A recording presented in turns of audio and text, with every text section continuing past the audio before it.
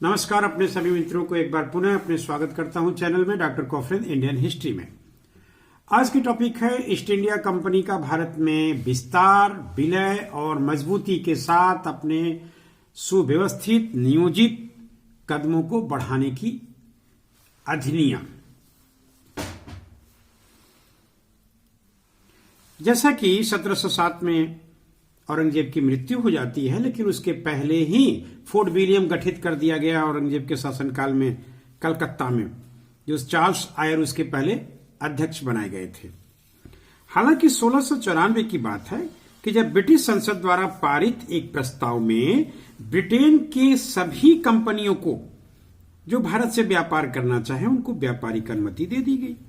ये अपने आप में एक बहुत बड़ी अधिनियम थी जिसे कि ब्रिटिश संसद द्वारा पास करके भारत में भेज दिया गया।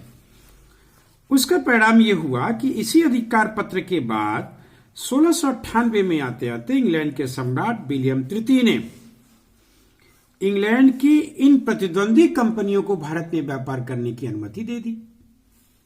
तो ये जो नई कंपनी का जन्म हुआ, इसको कहा गया English company trade in the east.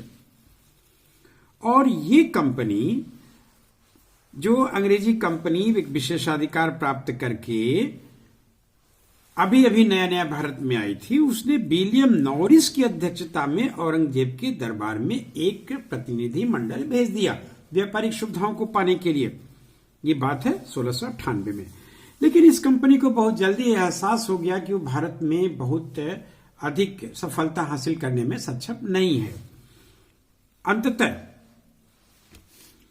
गोडोलॉफिन के एक अर्ल फैसले के द्वारा 22 जुलाई 1702 की बात है, जब इन दोनों कंपनियों को मिलाकर के एक, यानी कि पहले की पुरानी कंपनी और अभी जो नई कंपनी बनी, इन दोनों को मिलाने का निर्णय ले लिया गया। और इस निर्णय को अमली जामा पहनाया गया 1708 ईस्वी में औरंगजेब के मृत्यु के बाद।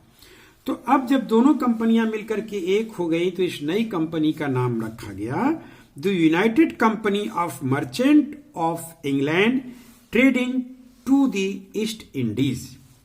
ये लंबा चौड़ा नाम लगभग 125 वर्षों तक बना रहा और अंत में 1833 के बाद इसे 60 कर दिया गया, इसका नाम छोटा कर दिया गया और इसे कह दिया गया ईस्ट इंडिया कंपनी। यानी कि 1708 में the United Company of the Merchant of England Trading to the East Indies company जो थी, उसे 1833 में आकर के ईस्ट इंडिया कंपनी में बदल दिया गया। नाम छोटा हो गया, थोड़ा बातचीत में सुविधाजनक हो गया।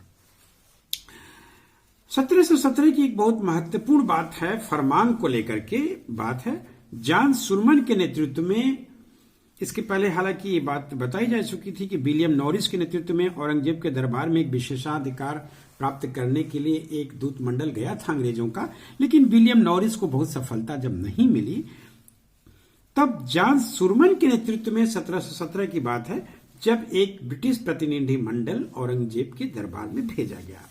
और इस प्रतिनिधि मंडल का जो अध्यक्ष था वो तो जॉन सुरमन था ही, इसलिए इसको सुरमन कमेटी भी कहा जाता है। इसमें 3 सदस्य थे और ये तीनों सदस्य में पहले थे एडवर्ड स्टीफेंसन, दूसरे थे विलियम हैमिल्टन। विलियम हैमिल्टन पेशे से डॉक्टर था, सर्जन था, और एक तीसरे थे ख्वाजा सेहुर्द। ख्वाजा सेहुर्द 2 भाषीय के काम करते थे। ये इंग्लिश को ट्रांसलेट कर देते थे फारसी भाषा में और फारसी को फिर इंग्लिश भाषा में। ये 2 भाषीय के लिए ख्वाजा सेहुर्द शामिल थे। इसी दौरान जो मुगल बादशाह थे वो फर्रुखशियर थे। तो फर्रुखशियर ने, जो कि उन दौरान बहुत ही घातक फोरेक्स के दर से पीड़ित थे, तो जब यह कमेटी जब यह मंत्रिमंडल एक तरह से प्रतिनिधि मंडल गया सुरमन के नेतृत्व में, तो सर्जन हैमिल्टन ने बादशाह को उस प्राण घातक फोड़े से निजात दिलाई। इससे बादशाह को बहुत आराम मिला, बादशाह को बहुत खुशी मिली और बादशाह प्रसन्न हो गया। तो फर्रुखशियर ने प्रसन्नता में तीन प्रांतों के लिए, वहां के सूबेदारों के लिए फरमान निकाल दिया। वो 3 प्रांत कौन थे? पूरब में बंगाल, पश्चिम में गुजरात और दक्षिण में हैदराबाद। ये फरमान क्या था कि बंगाल में 3,000 रुपए शुल्क अंग्रेज अदा करेंगे, उसके बाद उनको व्यापारिक सीमा शुल्क से मुक्त कर दिया जाएगा। यानी कि इसको कहा जाता है फर्रुखशियर का फरमान, जो 3,000 रुपए के बदले में पूरी तरह से खुल्लम खुल्ला व्यापार करने की आजादी। बंगाल की बात आ गई। और कंपनी को कलकत्ता के आसपास कुल 38 गांवों को खरीदने का फरमान मिल गया। 3 गांव में तो उन्होंने कलकत्ता बना ली थी, अब यहां 38 गांव खरीदने की फरमान मिल गया। उसके बाद बंबई टकसाल से जो भी सिक्के जारी किए जा रहे थे ब्रिटिश सरकार के, वो पूरे मुगल साम्राज्य में चलने के लिए मान्यता प्राप्त कर लिए।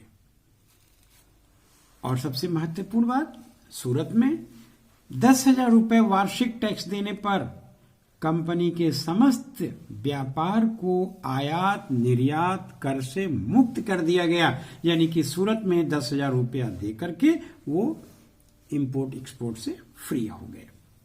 यही कारण है कि इतने महत्वपूर्ण अध्यादेश को इतिहासकार ऑर्व्स ने कहा है कि ये फर्रुखशियर द्वारा, जो उस समय मुगल बादशाह था, दिया गया यह फरमान कंपनी का महाधिकार पत्र है, यानी कि मैग्ना कार्टा ऑफ कंपनी का नाम दिया। तो अभी हम पाते हैं कि जो ईस्ट इंडिया कंपनी, जिसका नेतृत्व सबसे पहले 1601 ईस्वी में जेम्स लैंकेस्टर ने किया था, और रेड ड्रैगन नामक जहाज से 1601 में पहली बार ईस्ट इंडिया कंपनी का कमान संभाला था, वो भारत में धीरे धीरे पहुंच करके 1611 में मछलीपट्टनम और 1613 में सूरत, 1626 में अरमागांव, 1633 में हरिपुर, ये उड़ीसा में पड़ेगा, 1633 में बालासोर में भी, 1639 में मद्रास, जिसको हम फोर्ट सेंट जॉर्ज के नाम से जानते रहे, और 1651 आते आते हुगली, 1690 में सुतनुती में, जो बाद में 1700 में आकर के फोर्ट विलियम बना था, और 1696 में बंगाल। कुल मिलाकर के देखा जाए तो ये 100 वर्षों की यात्रा के बाद जेम्स लैंकेस्टर द्वारा लाई गई 1601 में ईस्ट इंडिया कंपनी भारत में एक मजबूत व्यापारिक कंपनी बनकर स्थापित हो गई, जो आने वाले दिनों में अब सभी के लिए एक चुनौतियां बन गई। सभी का मतलब डच के लिए, पुर्तगालियों के लिए और फ्रांसीसियों के लिए। लेकिन इसकी अभी और चुनौतियां बाकी है, जो अपने अगले अंक में हम इसको रखेंगे अपने प्रतिद्वंदी कंपनियों के माध्यम से।